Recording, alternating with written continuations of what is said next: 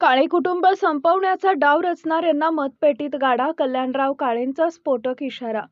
पंढरपूर तालुक्यातील जिल्हा परिषद पंचायत समिती निवडणुकीच्या रणधुमाळीत राजकीय युद्ध पेटलं असून भाजपचे धडाडीचे नेते कल्याणराव काळे यांनी विरोधकांवर थेट तोफ डागली आहे. काळे कुटुंब संपवण्याची भाषा करणाऱ्यांनी लक्षात ठेवावं, आम्हाला संपवलं नाही तर जनता तुम्हालाच संपवेल, असा सडेतोड इशारा काळेंनी दिला आहे. भाजपकडून जिल्हा परिषदेसाठी मोनिका काळे तर पंचायत समितीसाठी निखिल गोसावी व प्रियंका नाईक नवरे यांच्या प्रचारासाठी तालुकाभर जोरदार मोर्चे बांधणी सुरू आहे. कार्यकर्ते रस्त्यावर उतरले असून प्रत्येक गावात भाजपची ताकद दाखवली जात आहे. कल्याणराव काळे पुढे म्हणाले, काळे कुटुंब संपणार नाही, उलट जनतेच्या आशीर्वादानं अधिक ताकदीने उभे राहील. कटकारस्थान करणाऱ्यांना मतपेटीतून कायमची जागा दाखवा, या आक्रमक वक्तव्यानंतर राजकीय वातावरण तापलं असून विरोधकांमध्ये अस्वस्थता पसरली आहे. ही निवडणूक विकास विरुद्ध विघातक राजकारणाची असल्याचा ठाम संदेश भाजपकडून दिला जातोय. मित्रांनो, या तालुक्याला एक वेगळा वारसा आपल्या समोर आहे. कारण आपण बघतोय आदरणीय औदुंबराव पाटील, आदरणीय परिचारक मालक आणि आदरणीय सहकारी शिरोमणी आदरणीय दादा असतील यांच्या विचाराने ही तालुका विचाराची जडणघडणीच्या माध्यमातून पुढे चाललेला आहे. आणि मग हा निर्णय घेत असताना त्या टायमाला त्या नेते मंडळीच्या टायमाला सुद्धा गटतट होते. पण विकासामध्ये आणि एकमेकाच्या घरं संपवायची तयारी पुणे म्हणजे बोलणं होत नसायचं. पण आताची परिस्थिती, राजकीय परिस्थिती अतिशय वेगळी आहे. कारण आपण बघतोय प्रत्येक जण उठतंय सुटतंय. मागच्या 2-3 वर्षापासून फक्त खालच्या दररोज जायचं, राजकारणात बोलायचं, मोठं बोलायचं आणि खोटं बोलून रेटून बोलून पुढे निघून जायचं. पण आता एकदा 4दा तुम्ही खोटं बोलताल. पण इथनं पुढे आता तुमच्या आपल्या सर्वांच्या लक्षात आलेलं आहे, तरुण कार्यकर्त्याला नादी लावायचं, वेगळ्या पद्धतीने आम्ही दाखवायचे आणि मग मात्र पुढे निघून जायचं. मग आता सगळ्यांनी ओळखलेलं आहे. कारण आपली जिल्हा परिषद पंचायत समिती उमेदवाराच्या माध्यमातून आपण एकत्र येत असताना त्या भागामध्ये पहिल्यापासून आपण चांगल्या पद्धतीनं विकास करत आलेलो आहे. आम्ही काय तुम्हाला डायरेक्ट मतं मागण्यासाठी आपण आलेलो नाही.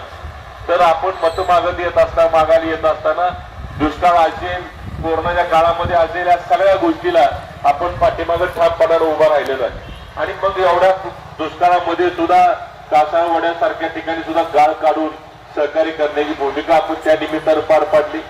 जिल्हा परिषद सदस्य मी होतो त्या टायमाला वाडी कुरुडीला पहिला आरो प्लॅन्ट मी बसवून घेतला.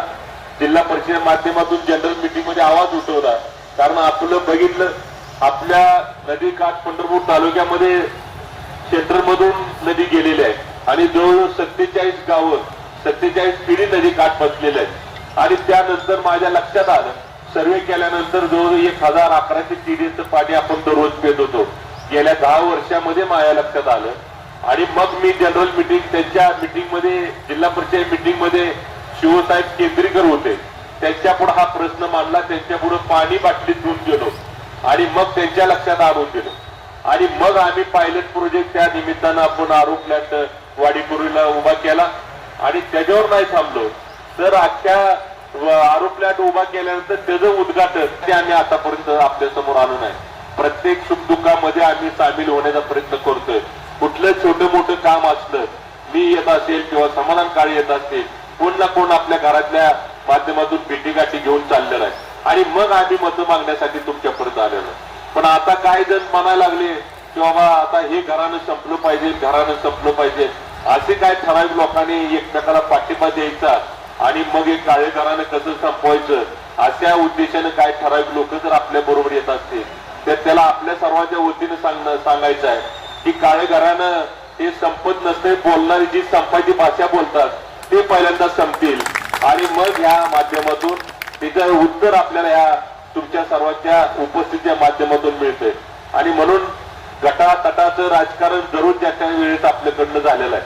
पण आता इथून पुढे आपल्याला भाजपच्या माध्यमातून आपल्याला उमेदवार निवडून आल्यानंतर खऱ्या अर्थानं आम्ही निर्णय घेतला की जिल्हा परिषदचा निधी तालुक्याच्या माध्यमातून शेळव्यापर्यंत निधी पोहोचवायचा असेल तर आपल्या ओळखीचे जिल्हा परिषद आणि पंचायत समिती उमेदवार आपण निवडून देण्याची जबाबदारी तुम्हाला आम्हाला सर्वांना मिळून पार पाडावी लागणार आहे.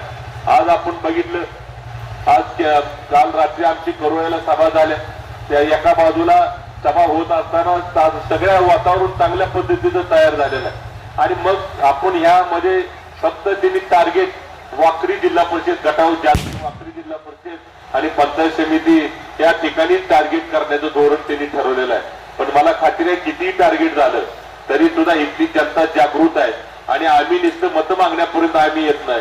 तर आमचं काम बोलतोय आपल्या कामाच्या माध्यमातून नेता आम्ही प्रत्येक वेळेस आपल्या बरोबरीनं सहकार्य सगळ्यांना बरोबर घेऊन जाण्याची तयारी आपण त्या निमित्तानं करतोय.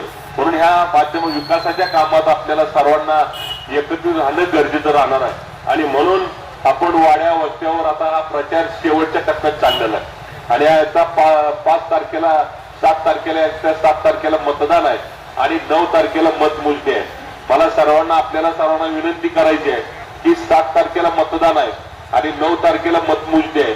9 तारखेला दादांची पुण्यतिथी आहे आणि त्या दिवशी मात्र आपला इथला जो दादाची पुण्यतिथी खऱ्या अर्थानं साजरी करायची असेल तर तुम्हाला सर्वांना मी आश्वासन देतो, आपल्याला विनंती करतोय की 7 तारखेला मोनिका काळे आणि प्रियांका नाईक नवरे यांना आपला आशीर्वाद स्वरूपी मतदान देऊन 9 तारखेला दादांची पुण्यतिथी ज्या दिवशी साजरी होते त्या दिवशी आपल्या मताच्या माध्यमातून एक दादांना वेगळा संदेश आपल्या माध्यमातून मिळावा एवढीच विनंती या निमित्तानं करतो.